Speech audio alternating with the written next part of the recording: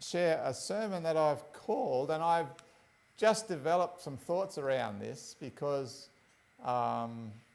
recently I had a birthday and Georgie, I officially became old. Because my superannuation company, they send reports out and they said, you have reached your preservation age. Do you know what your preservation age is? Because I didn't know. I thought, that's a bit rude to say that. It's like, is this my use by date? Am I good for nothing? But I turned 60 and they said, your super is preserved until you reach this age and then you can access it, which is another way of saying that you're getting old. And I thought, well, maybe it's true. I am getting old. And so I want to look at some of the words of Jesus if our mission is about making disciples. The disciples of Jesus took his words seriously. And sometimes I wish as members that we would take his words more seriously. And sometimes I see what happens in churches, and I can be guilty of this myself, is when we read scripture, sometimes we focus on the things that are very difficult to understand. You know, we think of some of our, presenting the full message of Adventist truth in Papua New Guinea. You know, you present 2,300 days. Well, it's there in Scripture, but it's, you know, you have to, you put line upon line, precept upon precept, and you've got to do a bit of work to make this all line up. And we focus on these more challenging, difficult passages, but some of the very simple words of Jesus are not difficult to understand, but they are incredibly difficult to live by. Take this, love your enemies. Well, you don't need to sit around in Sabbath school class for a whole quarter trying to figure out what does he mean by that. You know exactly what he means by that. But is it easy to live by? It's very difficult to live by. And some of the things that we find difficult to understand don't make a huge amount of difference in the way we live. The things that are easy to understand can be difficult to live by. Love your enemies. Pray for those who persecute you. I don't like my enemies. That's why I call them enemies. Mind you, to be honest, I don't have too many enemies. Not that I know of. Maybe there's some around. But so the words of Jesus are important. Now, the Psalms were not written by Jesus, but they were read by him. They were songs that were sung by him. He was familiar with Old Testament scripture. And I want to start by going to Psalm 90, where it speaks and it says, Lord, through all generations you have been our home. Before the mountains were born, before you gave birth to the earth and the world, from the beginning to the end, you are God. So we have this eternal nature of God being highlighted here in Psalm 90. But then in contrast, he says, you turn people back to dust, saying, return to dust, you mortals. To you 1,000 years are as a passing day, as brief as a few night hours. You sweep people away like dreams that disappear. They are like grass that springs up in the mornings. In the morning it blooms and flourishes, but by evening it's dry and withered. We wither beneath your anger, overwhelmed by your fury. You spread out our sins before you, our secret sins, and you see them all. We live our lives beneath your wrath, ending our years with a groan. 70 years are given to us. And if we're lucky, it doesn't say if you're lucky, but some even live to 80. Now my parents are 85, both my mum and my dad, and both in good health. So they're blessed. So it's not saying that's all you get necessarily, but it's contrasting the eternity of God with our human frail existence. We spring up like a flower, we flourish and bloom for a short time, and then we wither and we fade, and it's all over for us. Even our best years can be filled with pain and trouble. They soon disappear, we fly away. Who can comprehend the power of your anger? Your wrath is as awesome as your fear you deserve.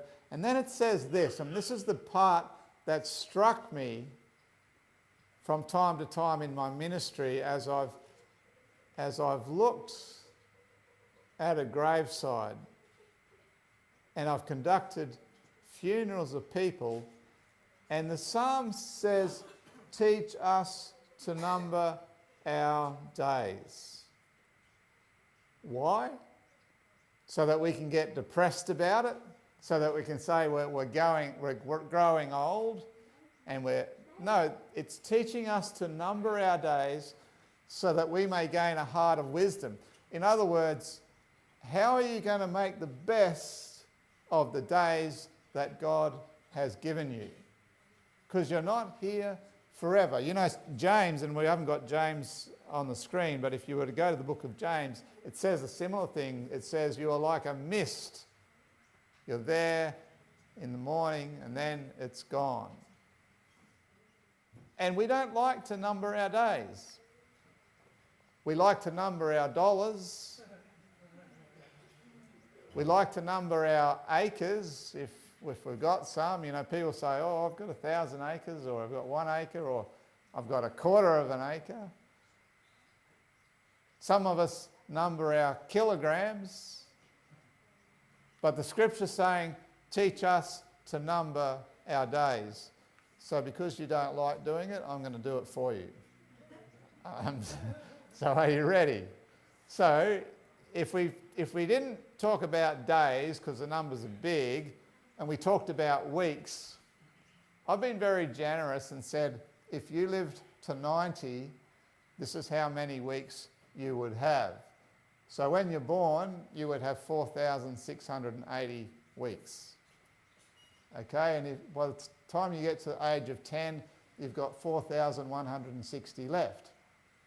When you're 30, you've got 3,120 weeks, and so on. And the bad news is the graph keeps going down. And I've just turned 60, as I said, so I've got 1,560 weeks left. And they're ticking by. Somebody else did some calculations in terms of teaching us to number our days, and they said if our days were on a 24-hour clock, this is what it would look like. When you're 10 years old, it's 3 a.m. 20, it's 25 past 6. When you get to 30, it's 9. 40, it's 12. 50, it's nearly 20 past 3. 60, and you know, you're 20 past 6. And I didn't want to discourage those who are over 60, so I left the clock there. But it keeps ticking. It keeps ticking. And there was a philosopher in the time of Jesus. His name was Seneca. He was a Stoic philosopher. Paul, we won't go into Stoicism, but Paul, when he writes, well, not when he writes, but when you read the book of Acts, he deals with some Stoic philosophers in Athens and so on. But anyway, Seneca was a philosopher in the time of Jesus. And this is what he said. And it's true of our experience, even though he was writing so many years ago. He said, this space that has been granted us rushes by so speedily and so swiftly that all save a very few find life at an end just when they're getting ready to live. You find you've accumulated the wisdom to know and the knowledge to now know how to live well, but the sad thing is now you don't have much time. And that's Seneca's comment on our experience. There was an Australian palliative care nurse caring for people who are dying in palliative care, and she was nursing them, and she was having conversations with them about what their life had been like, how had they experienced life, did they have any regrets in life? And it's an important conversation, I think, for somebody to have sometimes. I remember I was visiting an old guy in hospital. I say old, he was probably 80, I just forget, but in his late 80s, let's say, 88, 89, something like that.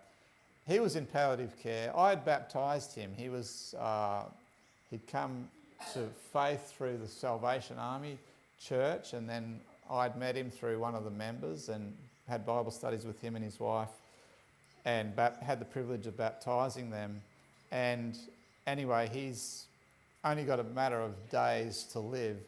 And I said to him, is there anything that I can help you with? Is there anything you want to... Are you at peace with everything? Are you okay?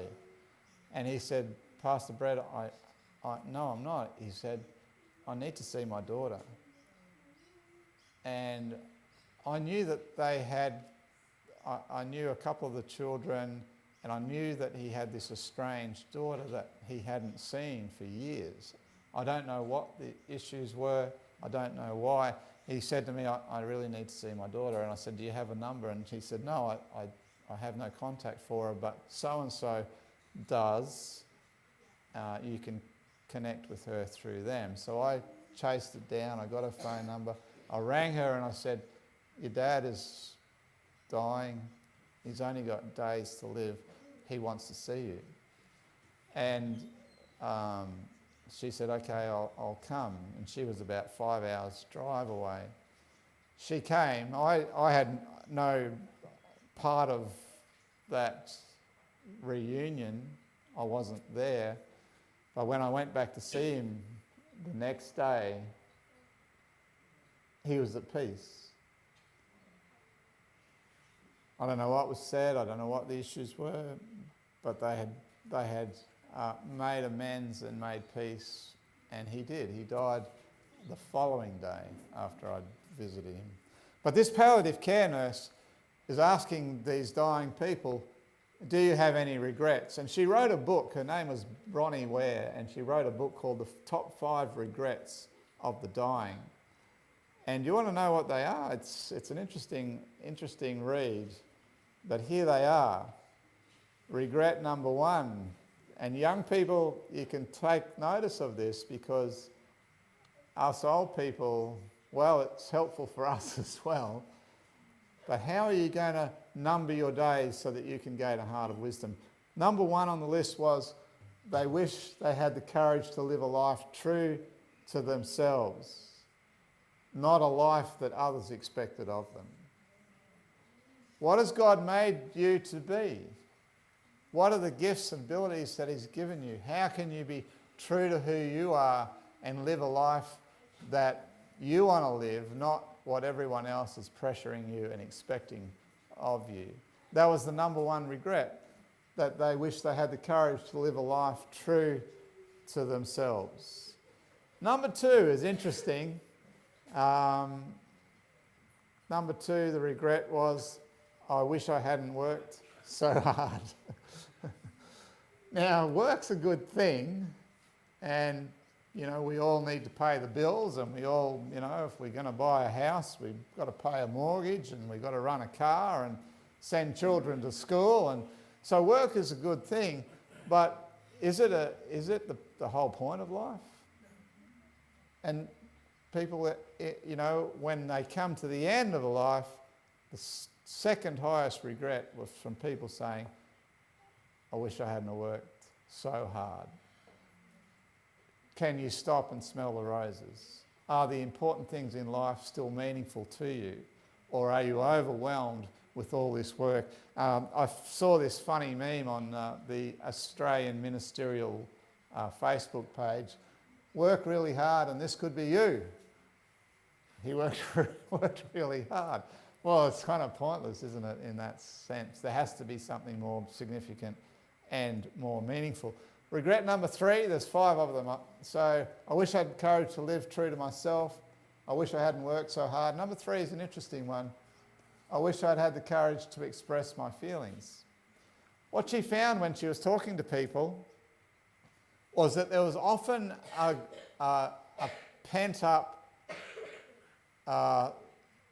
sometimes bitterness, resentment, because they had hidden their true feelings and they tried to make either to live in peace or to just to get along. They had suppressed the way they really felt sometimes, and it kind of twists the way we see life and whether we actually appreciating and valuing life as we live it. So number 4, I wished I'd stayed in touch with my friends. That one makes perfect sense, doesn't it? Sometimes we get so busy, so committed in all sorts of things, we don't stay in touch with our friends, and it's a good thing. Happiness is catching up with old friends. And the final one was, I wish I'd let myself be happier. This one was a bit of a harder one for me to understand, but they talked about not being so serious about life sometimes, not being so overwhelmed with everything in life, but life is, we should be happy with the life that God has given us, and to make sure we have the time and the mindset to actually enjoy life. So there's the top 5 regrets of the dying. But I want to take you then to Jesus, who says, I have come that they might have life and have it more abundantly. So if you're going to fit the best things of life into this few short years that we have, my counsel to you, my appeal to you, is to make sure you have Jesus as first and centre in your life, because he has come to give us life more abundantly. He wants us to have the best life. And he tells, and this is where I get into the words of Jesus, where I'm saying, he says some things that are easy to understand but very hard to live by. And he says this in the Sermon on the Mount in Matthew chapter 6. He says, don't store up for yourselves treasures on earth where moths eat and rust destroys, thieves break in and steal, but store for yourselves treasures in heaven where moths and rust can't destroy and thieves don't break in and steal, because where your treasure is, there the desires of your heart will also be. What are you spending your time in this life doing? Is it storing up treasures on this earth, or is it storing up treasures in heaven? And then he says this, that's why I tell you, do not worry about everyday life. How many of you can put your hands up and honestly say, yes, I've heard the words of Jesus, and that is the motto I live by. I don't worry about everyday life. You don't, do you? You worry about everything. And that's what I'm saying. Sometimes the things that are easy to understand are very difficult to practice. And so we need to spend our time meditating on the words of Jesus, saying, how do I live this in my own life? And he has some counsel, whether you eat, we'll get to it. Don't worry about your everyday life, whether you've got enough food or drink, enough clothes to wear. Isn't life more than food, your body more than clothing? Look at the birds of the air. They don't plant or harvest, store away food in barns, but your heavenly Father feeds them, and you're more valuable to him than they are. Can all your worries add a single moment to your life? If you are numbering your days, as Psalm 90 says, don't think that by worrying you can add to those numbers. As a matter of fact, we know, such as our understanding of medicine and science that worry is not actually adding to your days. What's it actually doing? It's taking days off, because stress and worry doesn't add. And Jesus, you know, he wasn't a doctor, but he was our creator. He's better than a doctor. He's our creator, and he's saying, you can worry all you like. It doesn't add a single day to your life. So why are you worrying? Trust in God. He cares for the birds of the air. Focus on storing up for yourselves treasures in heaven. And worrying, put that to the side. Now, great advice. Hard to do. You know, I joked to my wife, and she's not here, so I can joke about her. But she does a lot of worrying. I do a lot of worrying, but she's better at it than me. And I say to her, man, if what Jesus says wasn't true, you're going to live to 200. Because if worrying could add to your life, man, she's going to live forever. She's always worrying about stuff, worrying about the kids and the grandkids and the, you know, whatever. But we're all good at it. We all do. We all worry. And this French philosopher, again, interesting how the words of Jesus are taken up by all sorts of philosophy and so on. And it says, so imprudent are we that we wander in times which are not ours. We try to give the present the support of the future and think of arranging matters which are not in our power for a time which we have no certainty of reaching. It's interesting, isn't it? We wander into time that's not ours. We think into the future, but you don't even know whether that will be yours. When it comes to numbering our days, I've given you some numbers in figures, but that's on the assumption that you actually get there.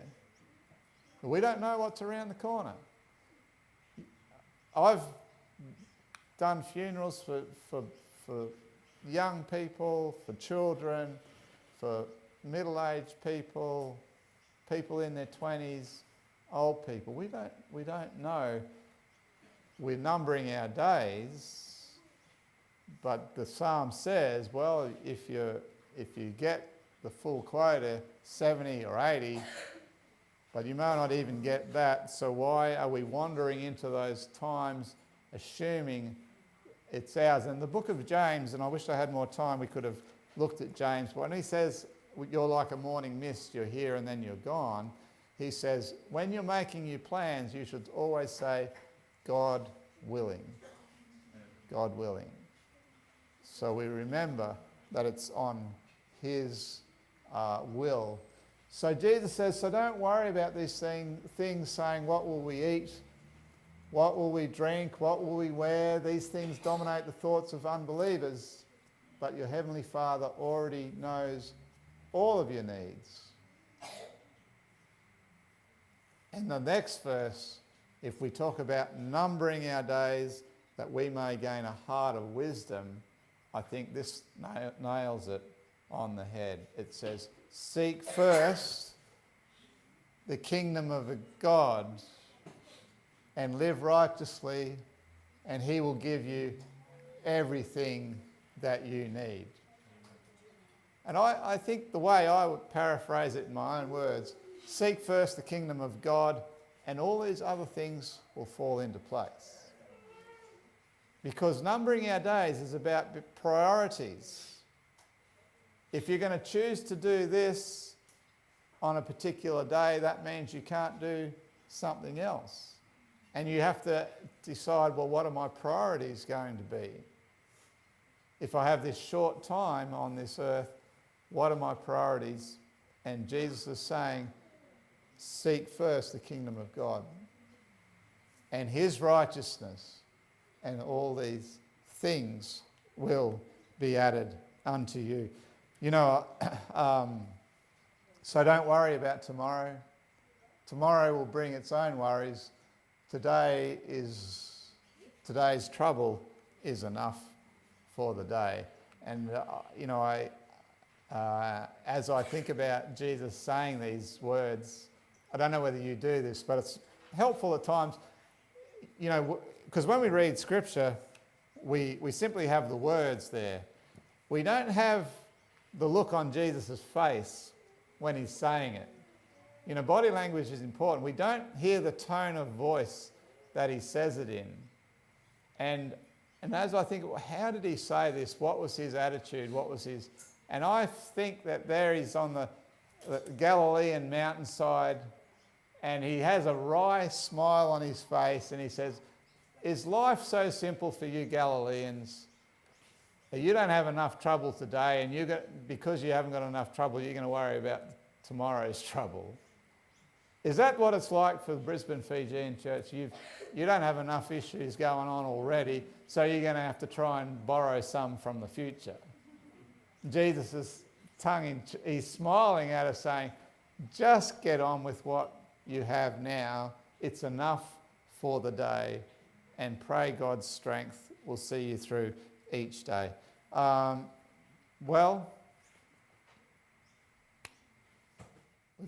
We're here for a short time,